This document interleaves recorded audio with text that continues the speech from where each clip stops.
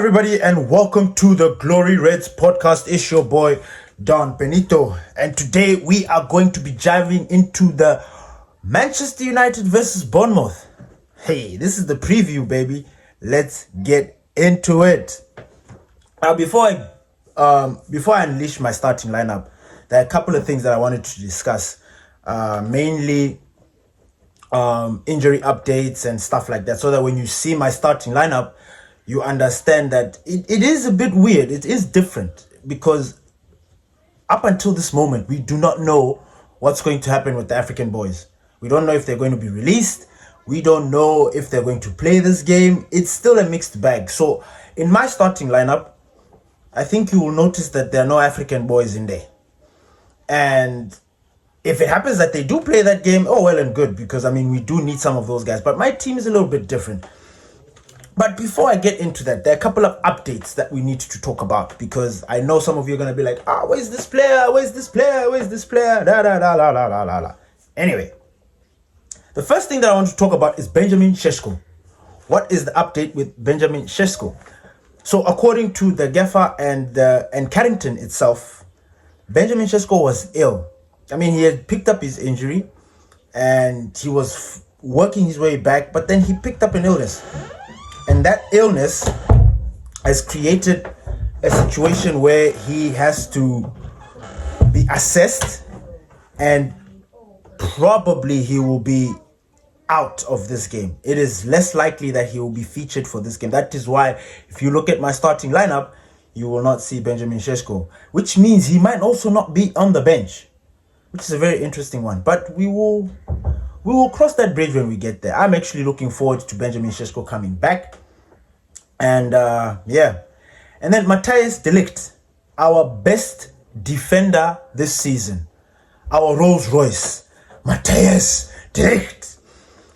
He is injured, and according to the Gaffer, he is receiving extra treatment because I think he picked up something on his back.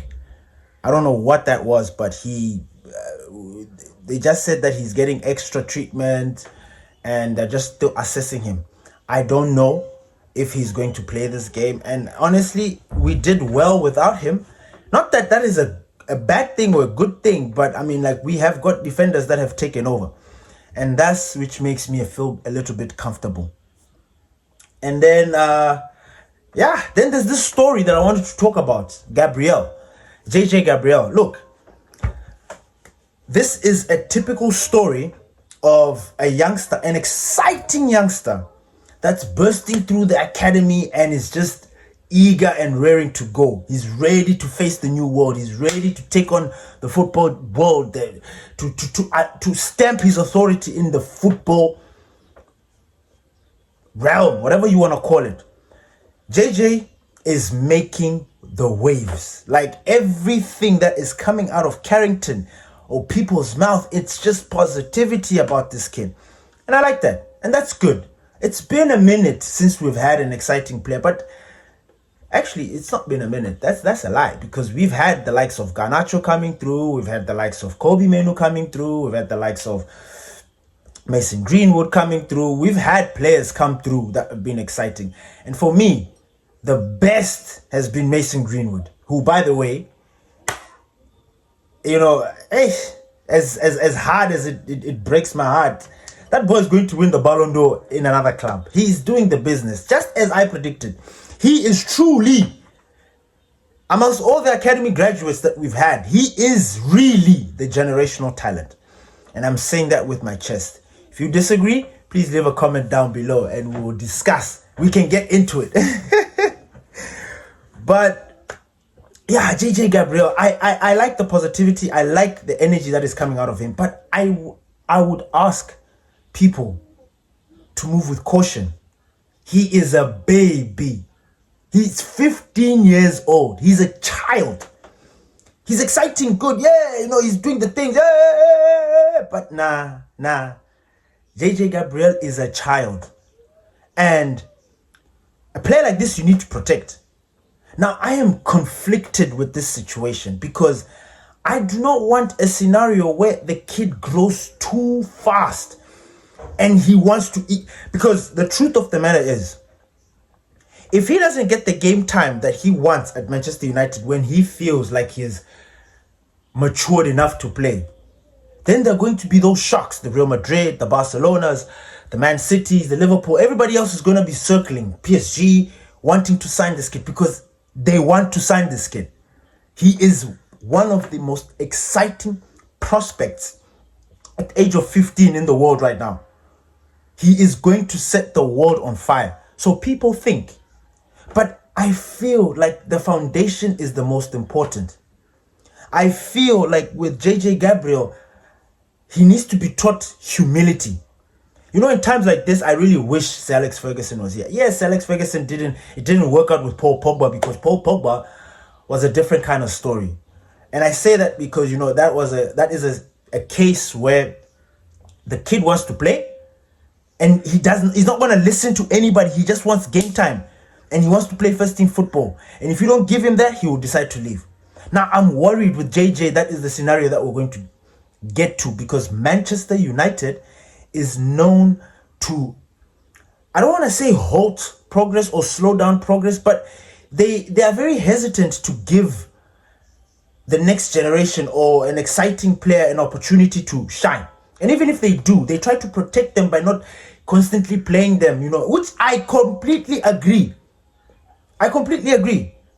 You look at all the players that were pushed at a very young age to start playing and then started playing a lot of games. They've picked up injuries. They've developed this injury proneness because their bodies were not developed enough to be able to handle the stress of a man's sport.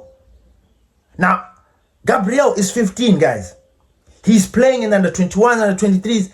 There's no doubt that he can play in the senior team, but it is a different speed, different ball game. And I do not want this youngster to be broken. I don't. For once, I would like Manchester United to protect the player and usher him into the first team the right way. I don't know if that makes any sense. I don't even know if I'm making sense to myself. I don't want Gabriel to be rushed, but at the same time, I want him to be given the opportunity so that we can track his development. Does that make sense? So we can see, okay, no, this kid is moving like this, he's moving like that, let's do like this, let's do like that. But this thing of like, is exciting, he's doing well in the under 21s and the 18s, then we just want to thrust him into the first team and then see what it does. And then if he dribbles people and everybody's excited, then you're like, give him a position, and then we start fighting when he's benched. Why are we not playing Gabriel? Why are we not doing I don't want that because that is exactly where we're going to go with Gabriel if we do not just calm down with this situation. So yeah, I'm excited about Gabriel. I mean, you listen to what everybody's saying. Omar Barada, Jason Wilcox, everybody's saying Gabriel is one of the most exciting players to ever come out of Manchester. Like, when you hear words like that, you're like, eh. So, for me, I'm debating that. Because for me, it will always be Mason Greenwood. Forget the class of 92. Paul Scholes can kiss my ass with these comments. Like, he annoyed me this week. Going in after the Gaffer for something that is completely not the Gaffer's fault. And I think everybody else has reacted the right way. Everybody's not happy with Paul Scholes. Those comments that he had to say about Ruben Amorim, those are rubbish. And I cannot wait to hear what Ruben Amorim says. Because, I would like to, and I would like Manchester, I would love the boys to shut Paul Scholes. Look, and don't get me wrong, I love Paul Scholes, legend of the club. He can do no wrong when it comes to his history. But right here, right now, he's talking rubbish. He spewed nonsense. This is an absolute attack on Ruben Amorim, an unnecessary attack. Instead of supporting the manager and just trying to see how things go, you're attacking him. And this is his first full season. Why is he not being given that grace? Why is everybody, because you don't like it, then it's that's the thing that makes me sick about these ex-players. They are such legends that they think that whatever it is that they say is the gospel. And that is absolutely rubbish. I do not fall for that. And for that, I've put Paul Scholes on check. Because I'm sitting here thinking to myself, who the hell do you think you are? Yes, you won. Yes, you're a legend. Yes, you did what you did. But you're not a manager. You're not a manager. You know nothing about being a manager. All you know is being a player. And being a player and being a manager are completely two different things. So don't get it twisted. If you think you can do a better job, why didn't you go get your badges and become Manchester United's Gaffer? Why? Just sitting there, opening your mouth and just talking with that pomposity. That was, I swear, Paul Scholes lost a little bit of respect from me because of the way he attacked Ruben. The wrong guy. The wrong guy. The people he was supposed to blame are Ineos. Because Ineos are the ones who thought that, you know what? Manchester United is over 100 years old. We've been stuck with the same regime. We've been doing the same thing. How about we change it up? And they did. They are the ones who are to blame. They are the ones who are at fault. Paul Scholes should focus his attack on them. Let's hear them. Why are people afraid of attacking billionaires? Why? You're going after poor old Amarim, and he's there struggling. And you know what? For that, Paul Scholes is going to eat his words. I swear. I think so. He's going to eat his words. These boys are going to play football.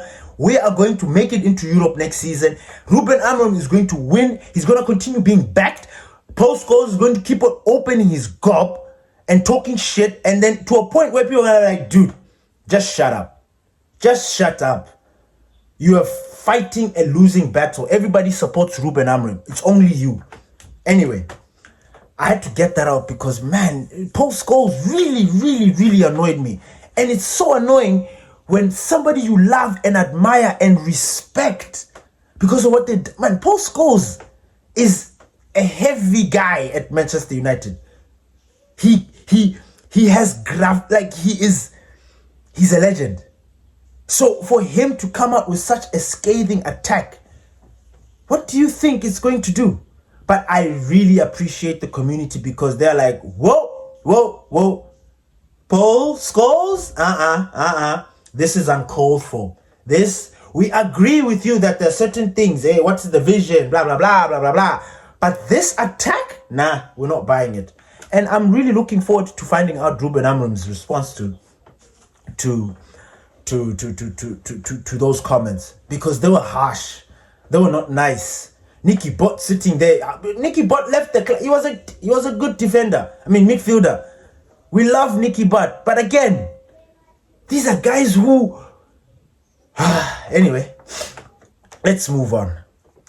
Here is my starting lineup. As you can see, there's been a couple of changes. And you're even surprised there. Yeah, I know you're surprised. Because there's a guy on that left-hand side there who I've spoken numerous times that I do not like, or I just don't think he is the one for us. Anyway, we've got Lamens as our goalkeeper, the wall. He's always been disappointed by very silly moments in games that are very annoying. Like, he should have been having a lot of clean sheets by now. But we just happen to give clean sheets. Like we don't give clean sheets. We always like to give away goals. Like, we like to concede. And that's one of the annoying things about this. But anyway, the defense, I put Euro, Heaven, and Shaw. Now that I'm thinking about it, I feel like I made a mistake. But anyway, no, I didn't. Because like I said, it is the African boys that are gone. Anyway, Euro, Heaven, and Shaw. Heaven, I'm going to put my hands up. In other football groups and other football communities, there was this one time people were asking predictions and what. And one of the questions was like the flop. And I said, Heaven. Heaven would be the flop. Because I was not that I wasn't convinced. I was happy that we have him. But then when he played, he had this nervousness. And I just thought, wait, did we just buy another child? Did we? And I was kind of like annoyed by it. Because I'm like, what was it? What was the point of us going to snatch him from Arsenal then if we're not going to use him? And if we're not going to use him, what's the point? Like, what did they see that they thought that he would be useful for us? And boy, was I wrong. Because against Wolves,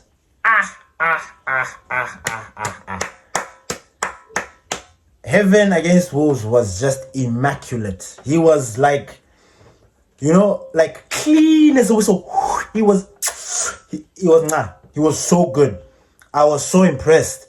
And everybody has been raving about him. And for that, apologies, Aiden Heaven. Apologies, my guy. You have, and again, for you to be picked in that center, that is a big responsibility. That is big trust.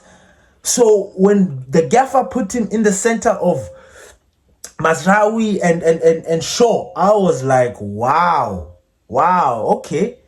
Wow, okay, this is for real. And he handled himself and he did his business. And again, he played very, very well. So I was wrong about Heaven. So my back line has got Euro, Heaven, and Shaw. In the midfield, it's going to remain the same. Casemiro with Bruno Fernandes. And then our right fullback is going to be Diogo Dalot. The reason why is because I'm not sure about Ahmad. And also Euro. I feel like if Mazraoui was going to be there, he'll probably start over there. I don't know what it is. Maybe I feel like Euro has got I've not read anyway. I don't know this, but I feel like he's got an injury in him. Like maybe he's injury prone, and they try to manage his minutes, which I like. I like the way Ruben Amorim is trying to manage the minutes for these players, especially our defenders. We do not want to lose people. We do not want to have another one of those catastrophic injury crises that we had under Erik ten Hag in his second season. We don't want any of that. So when we have got players that are available, it is good. So like I said, right wing back, we've got Diogo Dalot. Diogo Dalot, by now, you guys know that people are singing his praise. There's some, I don't know what it is about Dalot. But for me, like I said, he's always been mediocre. He's just a normal player. And I think he's hardworking, his work ethic, his professionalism, I think those are the things that are winning him points because he's always available. He is a model professional. I mean, Cristiano Ronaldo said it. And so, so Diogo Dalot in that right wing back, Casemiro and Bruno in that pivot, Patrick Dogu on the left wing back. Yeah, I put Dogu there. That's the guy. Yeah. Who else can I put there? Who else can do a job? Licha? Maybe I can put Licha in Luke Shaw's place and then Luke Shaw play in that place because the Gaffer did mention this. He did mention that, you know what? But then that will take time because it's a whole different ballgame. He needs to shift his mindset. So I don't know if that will be something that is possible, but I've put Patrick Dogu there. If it changes, all well and good. In that number 10 position, I've put Mason Mount and Mateus Cunha because in Mbeumo, I'm also not too sure. He's the captain of Cameroon. And being the captain, I just assume that they're going to be like, yo, this guy's our captain. Like, we need our captain ASAP. You know what I'm saying? And I don't know. But there's a lot of drama that's going on with the Cameroon Federation and Eto'o. I don't know. I just feel like Brian shouldn't go, which is mad to think because the African Cup of Nations is our competition, So I'm worried about him. But yes, Mason Mount, Cunha. Mason Mount, as you know, high praises. Teacher's pet, Amorim's pet.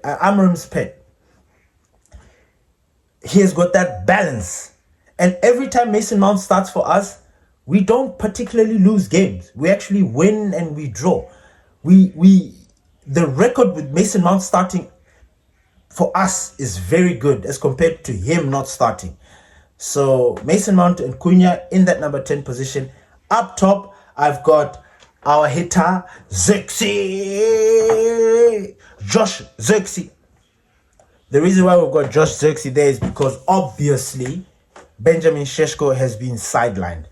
So, what are your predictions for this game? Now, I have predicted that this game will end 2-1.